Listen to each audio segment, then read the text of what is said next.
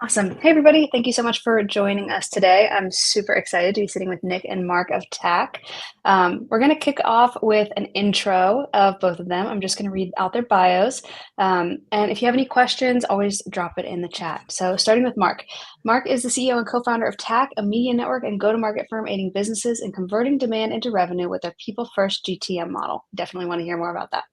Previously, he was the CMO of AirMeet and VP of Content and Community at Drift, where he grew the Drift Insider community to over 65,000 members.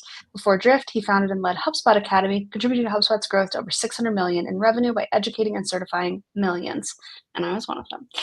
Nick Bennett, TACK's co-founder and chief customer officer, is a B2B marketer with a decade-long career in the tech industry. His specialty lies in formulating go-to-market strategies, advocating a people-first approach to foster meaningful connections, and spurring revenue growth, as well as the creator economy in B2B. Off-duty, this Boston-based marketer enjoys playing baseball weekly and cherishes time spent with his 3 daughters. And y'all probably know me. I'm a growth marketer, founder of Polaris, and really focused on sustainable, scalable marketing programs, often from scratch with tech founders who kind of get the ick from marketing and sales. And that's where we come in and help.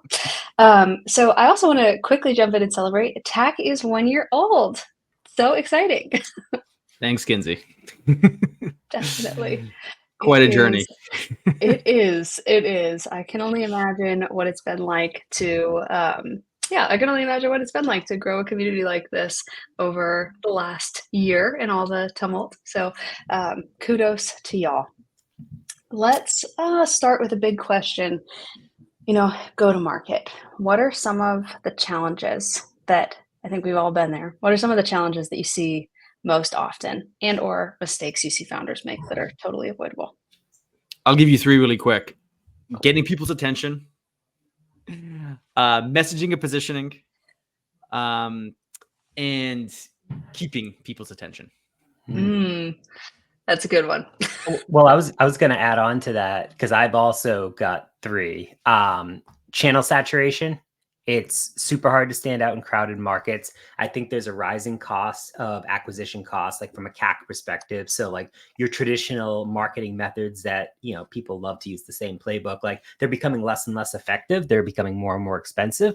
And the last one is misaligned teams. I've talked a lot about silos in the past, but like often marketing, sales, product, CS, they're not in sync, which ultimately leads to inconsistent messaging and experiences. Totally. That question of saturation and cost are things that I hear all the time. My advice is usually something along the lines of understand your customer, really know where they live, and then you can provide curated community-based experiences for them. I know y'all have this people first kind of model, so I'd just love to hear your take on that and how you see that at play. Yeah, people first GTM is an approach that really tries to take each and every person, both your customers, buyers, and employees, and put them at the center of each experience. And how it does that is through the power of storytelling, relationships, and partnerships. And we've designed this model that takes 7 pretty common growth strategies. And Kinsey, you probably know all of them. You're very well versed in B2B go-to-market. And a lot of people know most of them too, right? It's anything from content-led growth, product-led growth. And we tried to package them in a way that made sense so people could understand, here's how you actually use the power of those 3 things, storytelling, relationships, and partnerships, and apply it in the context of, say, your product-led growth strategy, if you have one, or your content-led growth, or your event-led growth, or community-led growth, or customer-led growth, right? There's these 7. So we are helping businesses think through their go-to-market from an approach that hopefully matches how they market and sell and service their customers to how people want to buy things, want to experience different interactions with a business these days. And it's instead of like pushing things on people, which is definitely more of a company first approach, you're pushing your message out through paid channels, through a lot of promotion, through cold, outbound, whatever it is, you're more working with people. So there's definitely elements of inbound, right? I was at HubSpot for a long time. So it's like elements of inbound marketing in there, but there's elements of a lot of other things in there as well. And I think this is really important as more and more of our lives become automated and digitalized and become more almost on autopilot, thanks to what's happening with all of this new technology and these new it's both hardware and software when it comes to artificial intelligence.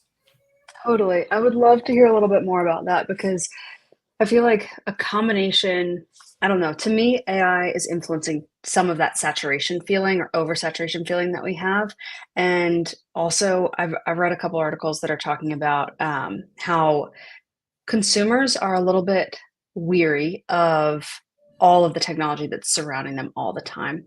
So I'd love to hear a little bit more from y'all about how you think about go to market when it's crowded, it's noisy, and people are a little bit burnt out. I know it's tough. I'm trying to solve this problem every single day, so I have my strong opinions on it, but I'll share those. And I can kick us off if you want. Well, I was just going to say, going back to like the AI piece of it, because I think, there's AI can definitely play a big piece in it. And like, for me, the big thing is like predictive analytics. How can AI help identify patterns in customer behavior that ultimately allows you a more targeted and effective go-to-market effort? And going back to the people first piece, it's like, if you can understand and analyze customer behavior and understand how the analytics, and like, for me, I'm not a great math person. Like, I'm not great at putting stuff together, but like, I use AI to automate a lot of the things that like I don't want to do. And customer behavior, it's so interesting to be able to see how it correlates, and then how, when you put a person at the center of everything through, simple stuff. We're just talking about like, instead of your marketing emails coming from marketing@xyzcompany.com, it's like coming from Nick at TACK.com, for example. And it's like that human approach mixed with like understanding that customer behavior and how that journey actually maps out. I think AI can be very disruptive there. I think it can also really help in a crowded market. Going back to like the personalization, it's like, how do you personalize at scale? And it's tough. I think AI can definitely help tailor content. It can tailor experiences for individual members, whether from your community.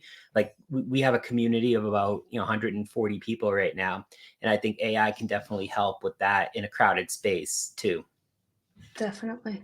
For me, it's like about what humans have that AI doesn't have, which is actually the lived experience. Right. So it goes back to that idea of storytelling and the experiences that you have had, but also you've shared with other people. Like, a good example of this is what happened just at the Olympics the other day, which is the person who's surfing got a 9.9 out of 10 on this ridiculous wave, and the photo was incredible. And I'm like, oh, AI could have created that. Like, no, it can't. It can't create that moment. AI can't figure that out. So I think there's going to be a big shift where the tide's coming back in to have everything be more human again. I really do. And that's why we're betting hard on people first GTM. AI, the term is going to be gone soon, because no one gives a shit about AI. They just want their stuff to be better, to be easier, to be faster. Yep. That's it. Totally. Right.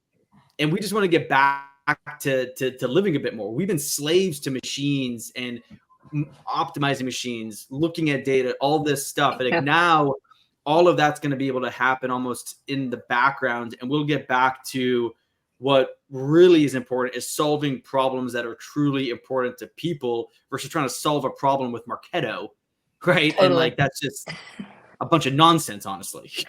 Totally agree.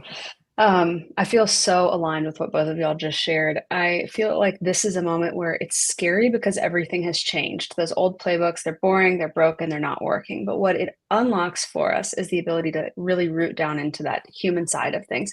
What can you, as a brand, as a culture, as a company, do that's different than what anybody else out there can do? And how do you attract customers in a way that's also a lot more creative than it has been?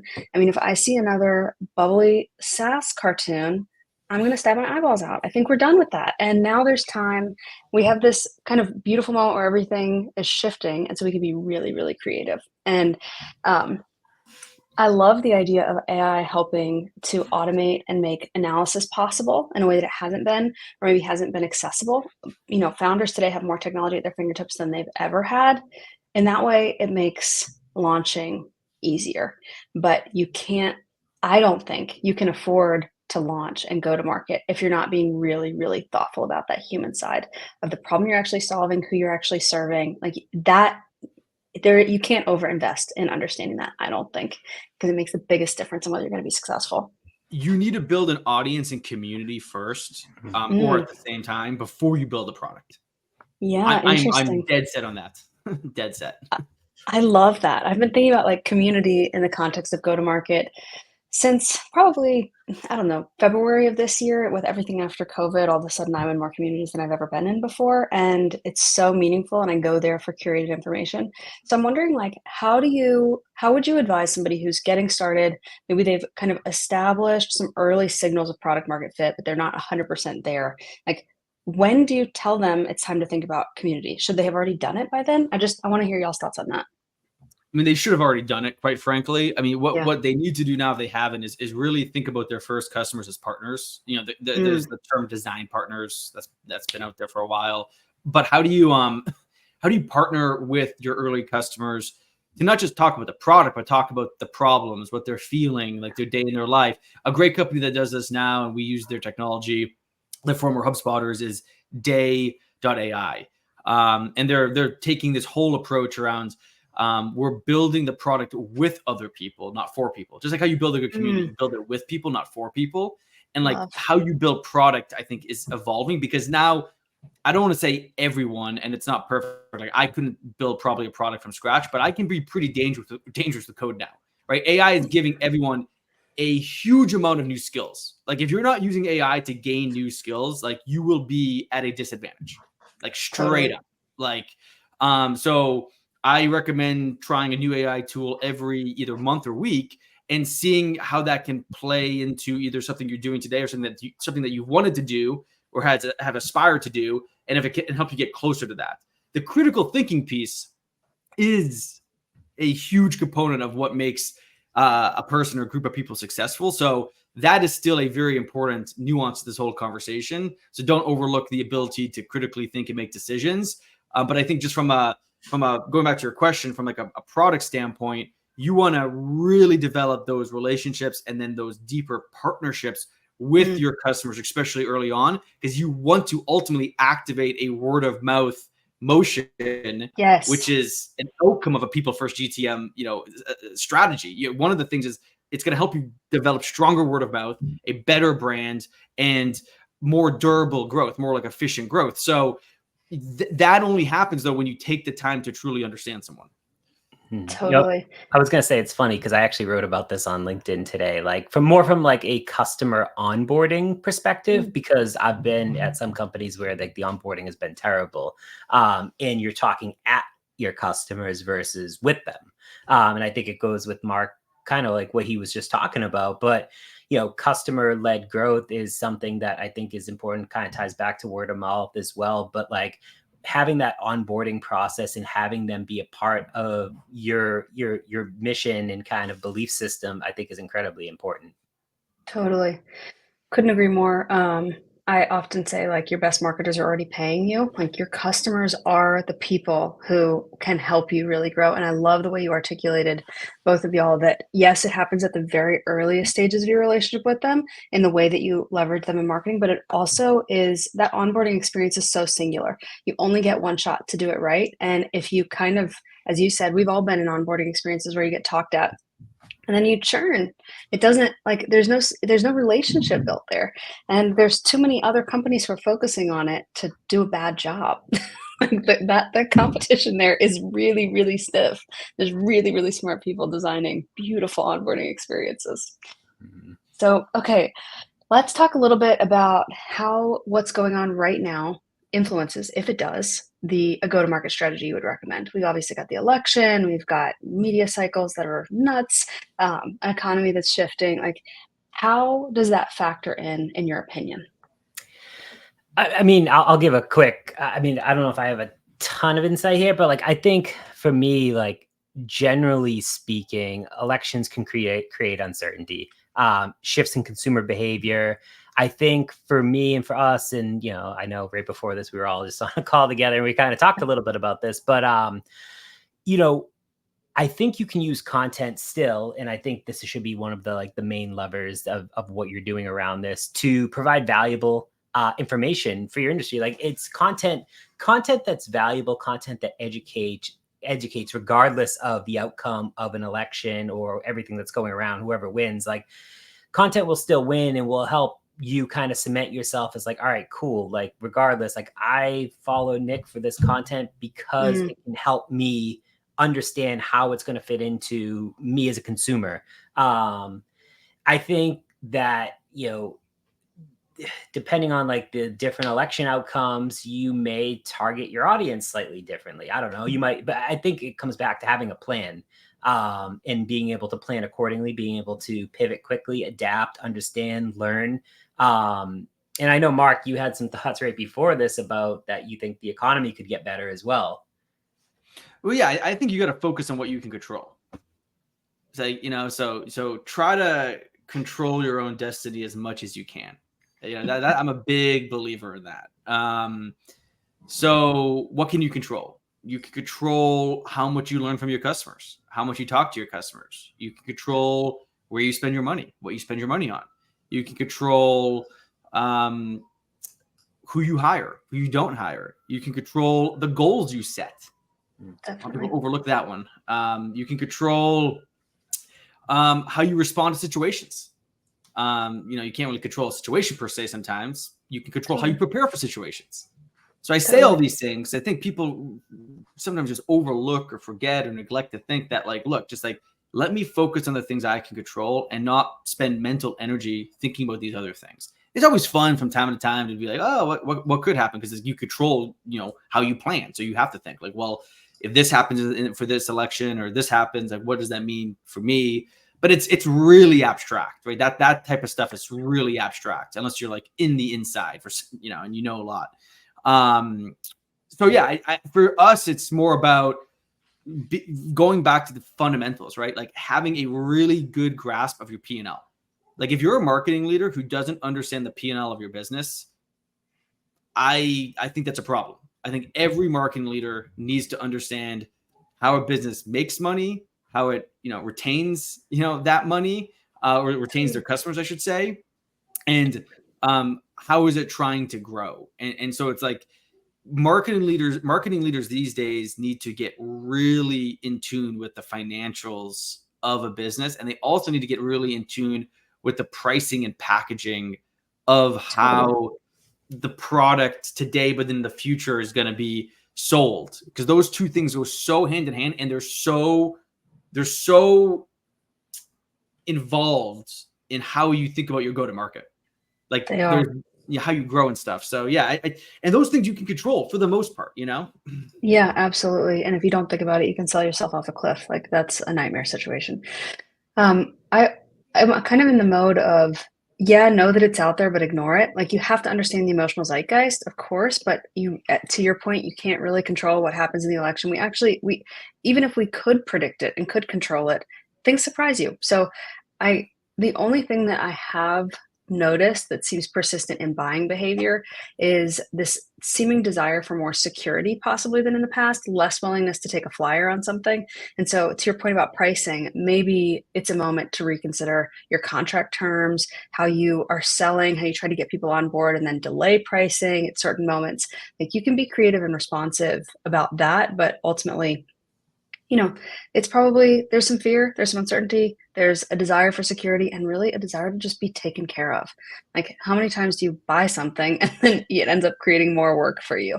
Like that, but that comes back to, marketing being aligned with customer experience and with onboarding and all of the things that we've already talked about. You can't go to market successfully if you're not really thinking about the full cycle of that person's journey. Oh, sorry, Kinsey. Yeah, I was just gonna say, like, you're spot on. Treat your customers well. Like focus on both your buyers and customers. Like just, and that's why Nick and I preach, and Nick's probably sick of me saying this over and over again. Like we over communicate. We over communicate with our customers. We over communicate with our buyers without like annoying them and like saying like what's going on in the deal. But like over communicate, surprise and delight. Do things that are going to show them that you really do care. You genuinely are here to help them, and that you're a partner for them. I love that. Do you think that it's possible, like if you're not an expert, you're a founder, you don't have a big budget, can you successfully build a go-to-market strategy without hiring an expert to help you with it? Like, is it something you can wing? I feel like I know the answer. But Well, yeah, because you can learn so much now. I mean, like, yeah, yeah, I mean, if your motivation, intent, conviction is, I think that's I hate absolute statements, but that's close to an absolute, like 100%. Yeah, you can do that.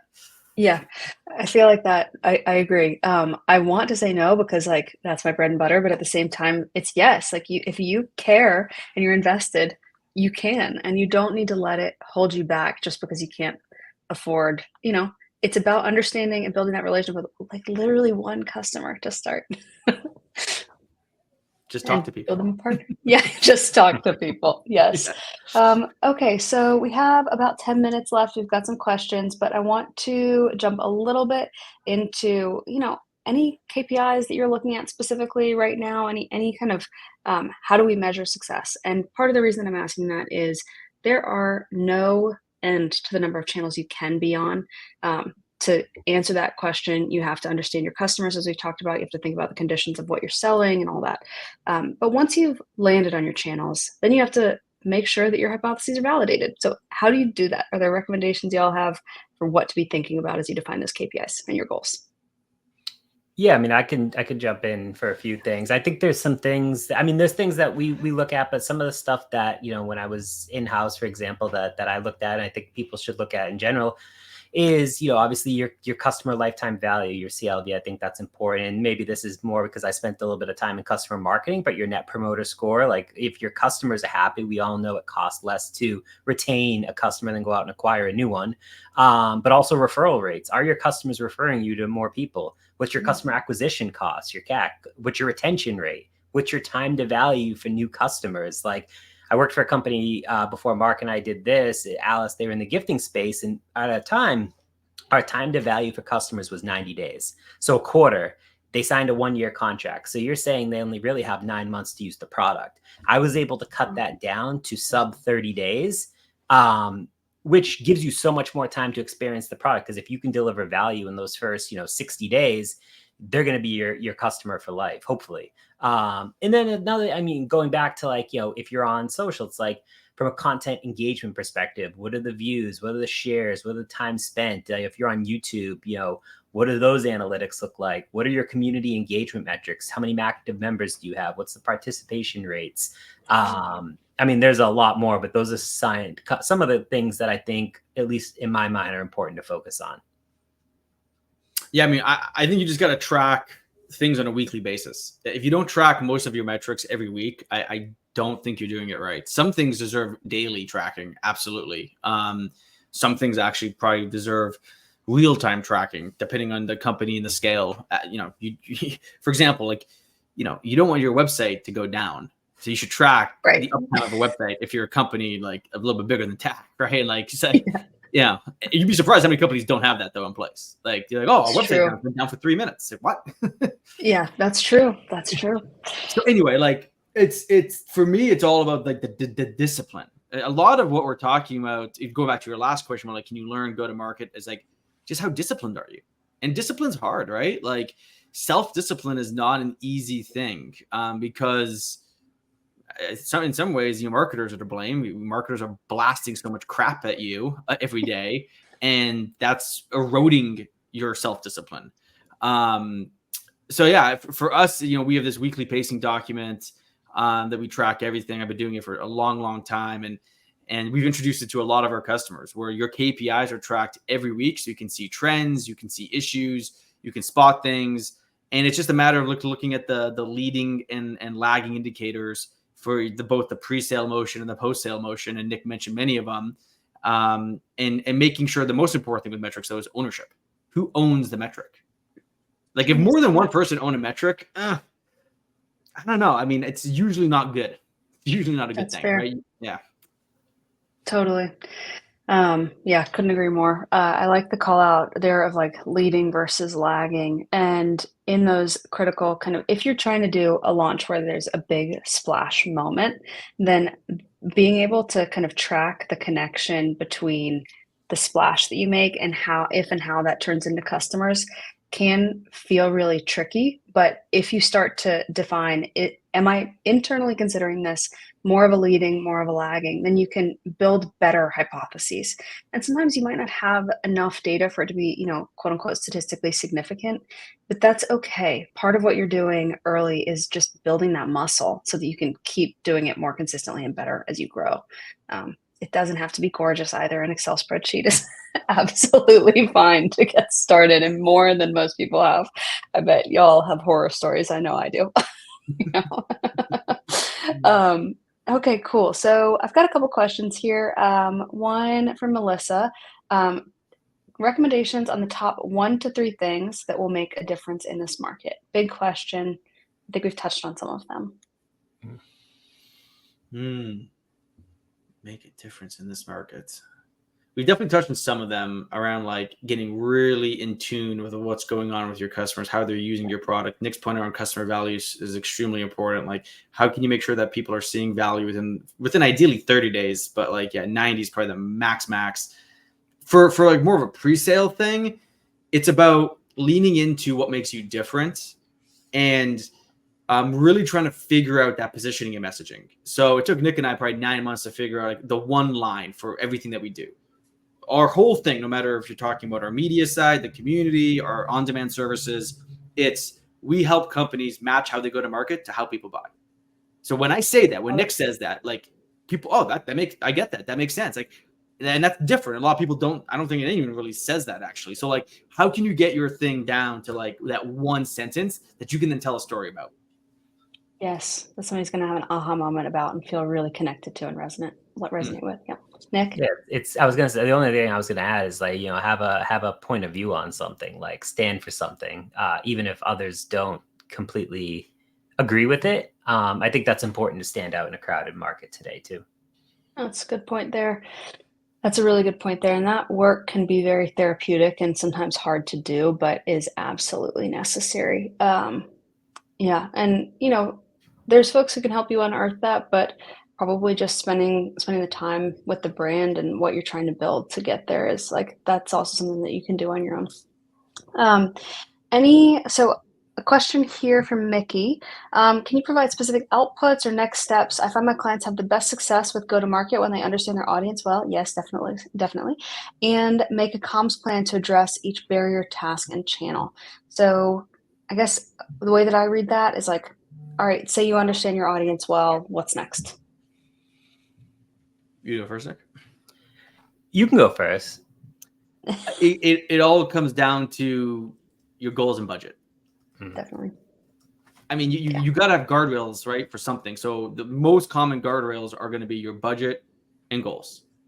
So, and those are things you can control to some degree. Maybe not budget. Budget sometimes you can't control, but you can also control where you spend your time. So I would add one other thing there is time. So it really comes down to the context of what you're selling, who you're selling it to, your competitors, right? You got to look at it holistically. That's where we got to get back to more marketing fundamentals. I think there's a lot of crap on LinkedIn, and I'm sure I've contributed to some of the crap. So I apologize. But there's a lot of just people spewing some stuff that if taken verbatim or taken without the right context, it is just really bad advice or just wrong. So go back to the things that that you can control, and I think the biggest thing is study different perspectives to get that opinion that then informs the decisions you make. Love that. Yeah. I was gonna say the only thing I was gonna say is kind of once you understand your audience and build the audience first, I think it's all right, cool. You're creating your story. What do I believe? Why do I believe in it? It goes back to the point of view. And we've created kind of this 8-step type of thing that it's all right, cool. Once you create your story, it goes through all the way through to defining a set of principles that add to your point of view. You're building an asset. And part of the whole people first thing within a go-to-market is how do you find a partner? The power of distribution. Because why go to market alone when you go to market with others? And then it's like, how do you amplify your asset? Which is basically, taking your one thing, chop it up into a bunch of other things. But always build an audience first, I think, is important to have kind of like before that. And then, I mean, just on our website, we have like the 8 things of how to do this after you get started. Totally. And I'll drop the link in afterwards. But even if you're even earlier and you're really not there yet, like understanding where your customers are spending the most time while they're possibly in a research learning mode. And then those can be the channels that you focus on. To your point about budget and everything. Yeah, if you have a really limited budget, but you know that your person lives on Instagram, I mean, making something up here, then that's where you need to invest. Like you have to be where your people are. And if you don't know where they are, then yeah, go back and start at step 1. All right, we're pretty much at time. The last question was really, does this apply to any specific type of brand? I feel like this is obviously valuable for tech, but this applies to everybody. You can't launch without knowing your customer. That's a recipe for failure. So. Yeah, I mean, I personally studied a lot and still do, like a lot of local businesses. I think local businesses adopt this mindset a lot more, and they do it and sometimes a lot better. So maybe that's another session we do, but I have a lot of examples of local businesses in the town I live in that have adopted a people first kind of motion that allows them to grow using the power of defining a word of mouth channel. So love. Yes. So true. So true. All right. We're a little bit over. Any last thoughts y'all want to share before I tell everybody to go check out TACK? No, I'm good. Thank you, Kinsey, for having us. Thank y'all. This was so fun. All right. So anybody you have questions, you can get in touch with Nick and Mark at TACK. I have their company linked here in LinkedIn, but I'll also drop the link to their website in after we hop off, so you'll be able to connect. Thank you so much. Bye. Thanks.